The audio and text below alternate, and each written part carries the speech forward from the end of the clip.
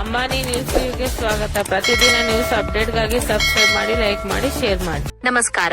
Ambani news ಟಿವಿಗೆ ಸ್ವಾಗತ. ಚಿಕ್ಕಬಳ್ಳಾಪುರದಲ್ಲಿ ಅತ್ಯಂತ ದೊಡ್ಡದೊಂದು ನಕಲಿ ದಂಧೆ ಬಯಲಾಗಿದೆ. ರೈತರಿಗೆ ಸಿಗಬೇಕಾದ ಯೂರಿಯಾ ಗೊಬ್ಬರವನ್ನು ಬಳಸಿ ನಕಲಿ ಇಂಜಿನ್ ಆಯಿಲ್ ತಯಾರಿಸುತ್ತಿದ್ದ ಖತರ್ನಾಕ್ ಗ್ಯಾಂಗ್ಗೆ ಖಾಕಿಪಡೆ ಶಾಕ್ ನೀಡಿದೆ. ಖುದ್ದು ಜಿಲ್ಲಾಧಿಕಾರಿ ಮತ್ತು ಪೊಲೀಸ್ ವರಿಷ್ಠಾಧಿಕಾರಿಗಳ ನೇತೃತ್ವದಲ್ಲೇ ಭರ್ಜರಿ ದಾಳಿ ನಡೆದಿದ್ದು, ನಕಲಿ ಆಯಿಲ್ ದಂಧೆಯ ಕರಾಳ ಮುಖ ಅನಾವರಣಗೊಂಡಿದೆ. ಚಿಕ್ಕಬಳ್ಳಾಪುರ ನಗರದ ಚದಲಪುರ ಗೇಟ್ ಬಳಿ ಇರುವ ಕಟ್ಟಡವೊಂದರ ಮೇಲೆ ಅಧಿಕಾರಿಗಳು ದಿಢೀರ್ ದಾಳಿ ನಡೆಸಿದ್ದಾರೆ. ಯಾವುದೇ ಅಧಿಕೃತ ದಾಖಲೆಗಳಿಲ್ಲದೆ ಕೇವಲ ಯೂರಿಯಾ ಗೊಬ್ಬರವನ್ನು ಬಳಸಿಕೊಂಡು ಇಲ್ಲಿ ನಕಲಿ ಇಂಜಿನ್ ಆಯಿಲ್ ತಯಾರಿಸಲಾಗುತ್ತಿತ್ತು. ಜಿಲ್ಲಾಧಿಕಾರಿ ಹಾಗೂ ಪೊಲೀಸ್ ವರಿಷ್ಠಾಧಿಕಾರಿಗಳ ಖುದ್ದು ನೇತೃತ್ವದಲ್ಲಿ ಈ ಜಂಟಿ ಕಾರ್ಯಾಚರಣೆ ನಡೆದಿದ್ದು, ದಾಳಿಯ ವೇಳೆ ಅಕ್ರಮವಾಗಿ ಸಂಗ್ರಹಿಸಿಡಲಾಗಿದ್ದ ಬರೋಬ್ಬರಿ 260 ಮೂಟೆ ಯೂರಿಯಾ, ಸಾವಿರಾರು ನಕಲಿ ಆಯಿಲ್ ಕ್ಯಾನ್ಗಳು ಹಾಗೂ ಇಡೀ ಕಟ್ಟಡವನ್ನು ಅಧಿಕಾರಿಗಳು ವಶಕ್ಕೆ ಪಡೆದಿದ್ದಾರೆ. ಈ ಖತರ್ನಾಕ್ ಗ್ಯಾಂಗ್ ಕಳೆದ 2-3 ತಿಂಗಳಿಂದ ಯಾರಿಗೂ ಅನುಮಾನ ಬಾರದಂತೆ ಈ ದಂಧೆ ನಡೆಸುತ್ತಿತ್ತು. ವಾಹನ ಸವಾರರನ್ನು ನಂಬಿಸಲು ಭಾರತ್ ಬೆಂಜ್, ಟಾಟಾ ಹಾಗೂ ಗಲ್ಫ್ ನಂತಹ ದೇಶದ ಅತ್ಯಂತ ಪ್ರತಿಷ್ಠಿತ ಕಂಪನಿಗಳ ಹೆಸರಿನ ನಕಲಿ ಲೇಬಲ್ ಬಳಸಿ ಮಾರುಕಟ್ಟೆಗೆ ಈ ಆಯಿಲ್ ಪೂರೈಕೆ ಮಾಡಲಾಗುತ್ತಿತ್ತು. ಸದ್ಯ ಅಧಿಕಾರಿಗಳು ದಾಳಿ ನಡೆಸುತ್ತಿದ್ದಂತೆ ನಕಲಿ ಕಾರ್ಖಾನೆಯಲ್ಲಿದ್ದ ಸಿಬ್ಬಂದಿ ಹಾಗೂ ಮಾಲೀಕರು ಸ್ಥಳದಿಂದ ಓಡಿ ಹೋಗಿದ್ದಾರೆ. ತಲೆಮರೆಸಿಕೊಂಡಿರುವ ಆರೋಪಿಗಳಿಗಾಗಿ ಪೊಲೀಸರು ತೀವ್ರ ಹುಡುಕಾಟ ನಡೆಸುತ್ತಿದ್ದಾರೆ. ಈ ಘಟನೆ ಚಿಕ್ಕಬಳ್ಳಾಪುರ ಗ್ರಾಮಾಂತರ ಪೊಲೀಸ್ ಠಾಣಾ ವ್ಯಾಪ್ತಿಯಲ್ಲಿ ನಡೆದಿದ್ದು, ಪ್ರಕರಣ ದಾಖಲಿಸಿಕೊಂಡಿರುವ ಪೊಲೀಸರು ತನಿಖೆ ಚುರುಕುಗೊಳಿಸಿದ್ದಾರೆ. ವರದಿ ಮೋಹನ್, ಚಿಕ್ಕಬಳ್ಳಾಪುರ. ನಿಮ್ಮ ನೆಚ್ಚಿನ ಅಂಬಾನಿ ನ್ಯೂಸ್ ಟಿವಿ ಚಾನೆಲ್ ಅನ್ನು ಇಂದೇ ಸಬ್ಸ್ಕ್ರೈಬ್ ಮಾಡಿ, ಸಪೋರ್ಟ್ ಮಾಡಿ. ನನ್ನ ಹೆಸರು ಆಬಿದ್ ಎಸ್ ಅಂತ ಹೇಳಿ, ಜಂಟಿ ಕೃಷಿ ನಿರ್ದೇಶಕರು, ಚಿಕ್ಕಬಳ್ಳಾಪುರ ಜಿಲ್ಲೆ. ದಿನಾಂಕ 7/6/26 ಸಾಯಂಕಾಲ ಸುಮಾರು ಒಂದು 9:45 ಗಂಟೆಗೆ ನಮ್ಮ ಕಚೇರಿಯ ಸಹಾಯಕ ಕೃಷಿ ನಿರ್ದೇಶಕರು ಜಾರಿದಾಳನ್ ಅವರಿಗೆ ಒಂದು ಮೆಸೇಜ್ ಬರುತ್ತೆ, ಮಾಹಿತಿ ಬರುತ್ತೆ. ಈ ತರ ಕೃಷಿ ಬಳಕೆಗೆ ಯೂರಿಯಾ ಏನಿದೆ ಅಗ್ರಿಕಲ್ಚರ್ ಪರ್ಪಸ್ ಟು ಬೇರೆ ಇಂಡಸ್ಟ್ರಿಯಲ್ ಪರ್ಪಸ್ಗೆ, ಕೈಗಾರಿಕೆ ಪರ್ಪಸ್ಗೆ ಈಗ ಚದಲ್ಪುರ ಗ್ರಾಮದಲ್ಲಿ ಯೋಜನೆ ನಡೀತಾ ಇದೆ ಅಂತ ನಮ್ಮ ಮಾಹಿತಿ ಬಂದ್ಮೇಲೆ ನಮ್ಮ ಅಧಿಕಾರಿಗಳು ನಿನ್ನೆ ರಾತ್ರಿನೇ ಬಂದು ಎಲ್ಲ ಸೀಸ್ ಮಾಡಿಸಿ, ಪೊಲೀಸ್ ಇಲಾಖೆಯಿಂದನೂ ಸಹಕಾರ ತಗೊಂಡು ಸೀಸ್ ಮಾಡಿದ್ದೀವಿ. ಇವತ್ತು ಬೆಳಗಿಂದ ಕಾರ್ಯಾಚರಣೆ ಶುರು ಮಾಡಿದ್ದೀವಿ. ಸುಮಾರು ಒಂದು 260 ಬ್ಯಾಗ್ಸ್ ಈ 4 company, Shriram fertilizers and chemicals limited ಅಂತೇಳಿ ಗುಜರಾತ್ ಕಂಪ್ನಿ, ಇನ್ನೊಂದು GNFC ಅಂತೇಳಿ GNFC Gujarat company, Shriram fertilizers and chemicals limited ಅಂತೇಳಿ ಇದು ರಾಜಸ್ಥಾನ್ ಕಂಪ್ನಿ, ಇನ್ನೊಂದು ನ್ಯಾಷನಲ್ ಫರ್ಟಿಲೈಸರ್ಸ್ ಲಿಮಿಟೆಡ್ ಅಂತೇಳಿ ಇದು MP ಇಂದ ಇದೆ. ಈ 3 ಕಂಪ್ನಿಯಿಂದ ಸುಮಾರು 260 ಬ್ಯಾಗ್ಸ್ ಕೃಷಿಗೆ ಹೋಗೋ ಒಂದು ಯೂರಿಯಾನ, ಸಬ್ಸಿಡೈಸ್ ಯೂರಿಯಾನ ಬೇರೆ ಕೆಲಸಕ್ಕೆ ಇಂಡಸ್ಟ್ರಿಯಲ್ ತಗೊಂಡು ಮಾಡ್ತಾ ಇದ್ದಾರೆ. ಇಲ್ಲಿ ಬಂದು ನಾವು ನೋಡಿದಾಗ ಇಲ್ಲಿ ಇಂಡಸ್ಟ್ರಿಯಲ್ ಪರ್ಪಸ್ಗೆ ಯೂಸ್ ಮಾಡೋ ಯೂರಿಯಾನು ಇದಾವೆ, ಅದ್ರ ಜೊತೆ ಸಬ್ಸಿಡೈಸ್ ಯೂರಿಯಾನು ಇದೆ. ಇದು ಏನ್ ಮಾಡ್ತಾ ಇದ್ದಾರೆ, ಫೇಕ್ ಆಗಿ ಮಾಡ್ತಾ ಇದ್ದಾರೆ ಅಂತ ನಮಗೆ ಒಂದು ಇದು ಮಾಹಿತಿ. ಏನಂದ್ರೆ ಈಗ ಇಲ್ಲಿ 4 ಕಂಪ್ನೀಸ್ DEF ಅಂತ ಏನು BS6 ಇದಾಗ್ತಾರೆ ಡೀಸೆಲ್ ಇಂಜಿನ್ಸ್ಗೆ, BS6 ಏನು ಪೊಲ್ಯೂಷನ್ ಕಂಟ್ರೋಲ್ ಅವರು ಹಾಕ್ತಾರೆ, ಅದನ್ನು ಕೂಡ ಮ್ಯಾನುಫ್ಯಾಕ್ಚರ್ ಮಾಡ್ತಾ ಇದ್ದಾರೆ. Bharat Benz company, Tata company ಇದು, ಆಮೇಲೆ ಗಲ್ಫ್, ಇಂಥವೆಲ್ಲ ಮಾಡ್ತಾ ಇದ್ದಾರೆ. ಇದು ಕೂಡ ಫೇಕ್. ಎಲ್ಲ ಬೇರೆ ಬೇರೆ ಮಾನ್ಯ ಜಿಲ್ಲಾಧಿಕಾರಿಗಳ ನಿರ್ದೇಶನದಂತೆ ನಮ್ಮ ಜಿಲ್ಲೆಯ ಎಲ್ಲ ಬೇರೆ ಬೇರೆ ಇಲಾಖೆಗಳು ಯಾವ್ಯಾವ ಬರುತ್ತೆ, ನಮಗೂ ಫರ್ಟಿಲೈಸರ್ ಕಂಟ್ರೋಲ್ ಆರ್ಡರ್ ಅಂತೇಳಿ ಕೃಷಿ ಇಲಾಖೆಗೆ ಬರುತ್ತೆ. ಅದ್ರ ಪ್ರಕಾರ ನಾವು ಏನಿದೆ ನಾವು ಸ್ಯಾಂಪಲ್ಸ್ ಮಾದರಿಗಳು ಡ್ರಾ ಮಾಡಿ ಕಳಿಸ್ಕೊಡ್ತೀವಿ. ಅದ್ರ ಬೇಸಿಸ್ ಮೇಲೆ ನಾವು ಫರ್ಟಿಲೈಸರ್ ಕಂಟ್ರೋಲ್ ಆರ್ಡರ್ ಪ್ರಕಾರ ನಾವು ಕ್ರಮ ಜರುಗಿಸ್ತೀವಿ ಕೃಷಿ ಇಲಾಖೆಯಿಂದ. ಓನರು ನಾವು ಹೇಳಿದೀವಿ ಅವ್ರಿಗೆ ಬರಕ್ಕೆ, ಇನ್ನೂ ಬಂದಿಲ್ಲ. ಅವ್ರ ಹೆಸರು, ಓನರ್ ಹೆಸರು ಗೊತ್ತಿಲ್ಲ.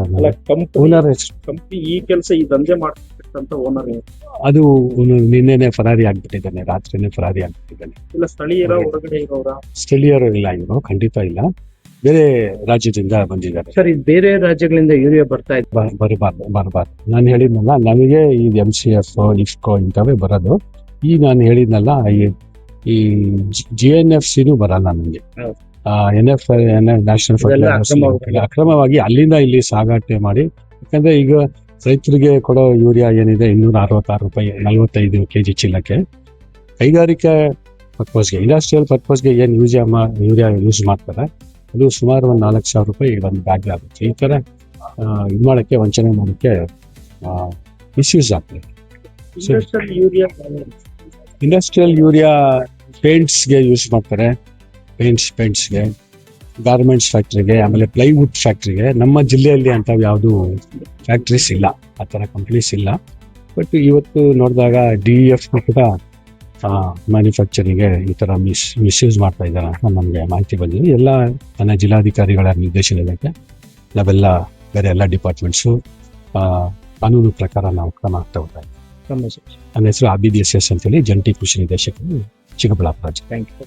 ಬೆಳಗ್ಗೆ ಏನು ಜಂಟಿ ಕಾರ್ಯಾಚರಣೆಯನ್ನು ಮಾಡಿದಿರಿ, ಏನೆಲ್ಲ ಈ ಮಾಹಿತಿ ಮೇರೆಗೆ ನೀವು ಯಾವ ರೀತಿಯ ಒಂದು ಮಾಹಿತಿಗಳನ್ನು ಕಲೆ ಹಾಕ್ತೀರಿ?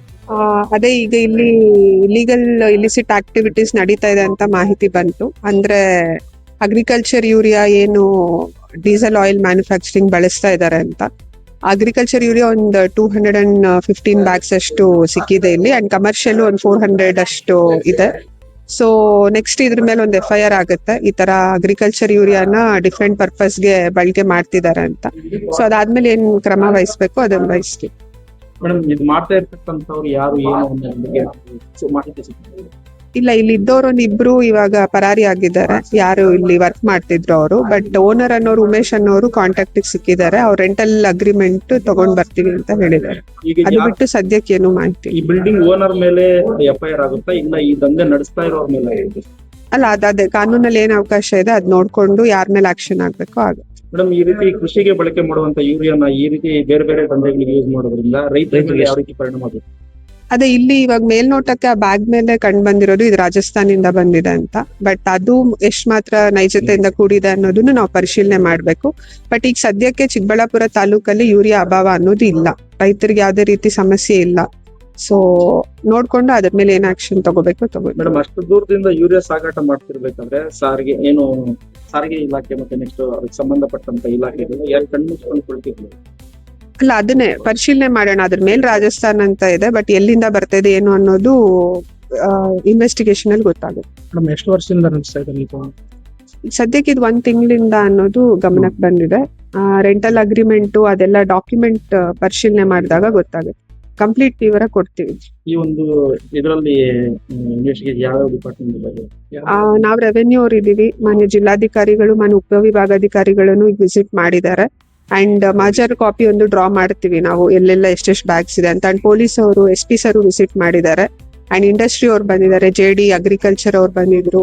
ಅಂಡ್ ಇನ್ನು ಬೇರೆ ಬೇರೆ ಇಲಾಖೆಯವ್ರು ಯಾರ್ಯಾರು ಸಂಬಂಧಪಟ್ಟಿದ್ದಾರೆ ಅವರೆಲ್ಲ ಬಂದು ವೆಯ್ಟ್ಸ್ ಅಂಡ್ ಮೆಷರ್ಮೆಂಟ್ಸ್ ಅವ್ರು ಬಂದಿದ್ದಾರೆ, ಯಾವ ರೀತಿ ಇಲ್ಲಿ ಇದಾಗ್ತಾ ಇದೆ ಅಂತ. ಅಂಡ್ ಪೊಲ್ಯೂಷನ್ ಕಂಟ್ರೋಲ್ ಬೋರ್ಡ್ ಅವ್ರು ಬಂದಿದ್ದಾರೆ. ಸೊ ಎಲ್ಲಾ ಇಲಾಖೆಗೆ ಸಂಬಂಧಪಟ್ಟ ಎಲ್ಲಾ ಇಲಾಖೆಗಳು ಇದ್ದು ಮಾಜರ್ ಮಾಡ್ತಾ ಇದ್ದಾರೆ. ಈ ದಂಧೆಗೆ ಮೂಲ ಕಾರಣ ಪೆಟ್ರೋಲ್ ಮತ್ತು ಡೀಸೆಲ್ ಬೆಲೆ ಏರಿಕೆ? ಇಲ್ಲ, ಆತರ ಇಲ್ಲ ಅನ್ಸುತ್ತೆ. ಲೋ ಗ್ರೇಡ್ ಆಯಿಲ್ ಇರೋದ್ರಿಂದ ತೊಂದರೆ ಆಗೇ ಆಗುತ್ತೆ. ಸೊ ಹಂಗಾಗಿ ಕನ್ಸರ್ನ್ ಇಲಾಖೆಗಳು ಅದ್ರ ಮೇಲೆ ಯಾರು ಮ್ಯಾನುಫ್ಯಾಕ್ಚರ್ ಮಾಡಿದಾರೋ ಅವ್ರ ಮೇಲೆ ಕ್ರಮ ತೆಗೆದು. ಸರ್, ಯೂರಿಯಾ ಅಭಾವ ಜಾಸ್ತಿ ಆಗ್ತಿರೋದು ಈ ತರದ ದಂಧೆಗಳಿಂದ. ಈಗ ಕೃಷಿಗೆ ತುಂಬಾ ಅಲ್ಲ, ನಮ್ಮ ಚಿಕ್ಕಬಳ್ಳಾಪುರದಲ್ಲಿ ಸದ್ಯಕ್ಕೇನು ಯೂರಿಯಾ ಅಭಾವ ಯಾವ್ದು ಇಲ್ಲ. ಬಟ್ ಏನು ಅಂದ್ರೆ ಇದು ಅಗ್ರಿಕಲ್ಚರ್ ಯೂರಿಯಾ ಅಂತ ಬರ್ದಿದೆ, ಬಟ್ ಅದು ಇಂಪೋರ್ಟೆಡ್ ಫ್ರಮ್ ರಾಜಸ್ಥಾನ್ ಅಂತ ಅದ್ರ ಮೇಲೆ ಇದೆ. ಈಗ ನಮ್ಮ ಯೂರಿಯಾನ ಅಂದ್ರೆ ಇಲ್ಲಿ ಯೂರಿಯಾನ ಅಥವಾ ಆಚೆಯಿಂದ ಬಂದಿದೆಯಾ ಅದನ್ನ ಚೆಕ್ ಮಾಡ್ಕೋಬೇಕಾಗುತ್ತೆ. ಈಗ ಅದನ್ನೇ ಸ್ಯಾಂಪಲ್ ಕಳಿಸ್ತಾ ಇದಾರೆ, ಲ್ಯಾಬಿಗೆ ಕಳಿಸಿದ್ರೆ ಗೊತ್ತಾಗ್ತದೆ. ಸರ್, ಇದು ನಕಲಿನ ಅಥವಾ ಮ್ಯಾನುಫ್ಯಾಕ್ಚರ್ ಮಾತ್ರ ಮಾಡ್ತಿದ್ದಾರೆ? ಸರ್, ನಕಲಿನೇ. ಏನ್ ಪ್ರಿಸ್ಕ್ರೈಬ್ ಪ್ರೋಟೋಕಾಲ್ ಇಲ್ಲ. ಈಗ ಬೇರೆ ಬೇರೆ ಟಾಟಾ ಮೋಟಾರ್ಸ್ ಮತ್ತೆ ಗಲ್ಫ್ ಏಲ್ ಆಯಿಲ್ಸ್ ಈ ತರ ಬೇರೆ ಬೇರೆ ನಕಲಿ ಬ್ರ್ಯಾಂಡ್ಗಳನ್ನ ಇವ್ರು ಸೃಷ್ಟಿ ಮಾಡಿ ಮಾಡ್ತಾರೆ. ಇಲ್ಲೇ ತಯಾರು ಮಾಡ್ತಿದ್ದಾರೆ ಸರ್? ಇಲ್ಲೇ ಮಾಡ್ತಾ ಇರೋದು ಕಂಡು ಬಂದಿದೆ ಈಗ ಮೇಲ್ನೋಟಕ್ಕೆ. ಸರ್, ಇದೆಲ್ಲ ಎಲ್ಲಿಗೆ ಎಕ್ಸ್ಪೋರ್ಟ್ ಆಗ್ತಿದೆ, ಇಲ್ಲ ಸ್ಥಳೀಯವಾಗಿ ಬಳಸ? ಸೊ ಅದ್ರ ಬಗ್ಗೆ ಏನ್ ಮಾಹಿತಿ ಇನ್ನೂ ಇಲ್ಲ. ಈಗ ಏನ್ ತನಿಖೆ ಮಾಡಿದ ನಂತರ ಗೊತ್ತಾಗುತ್ತೆ.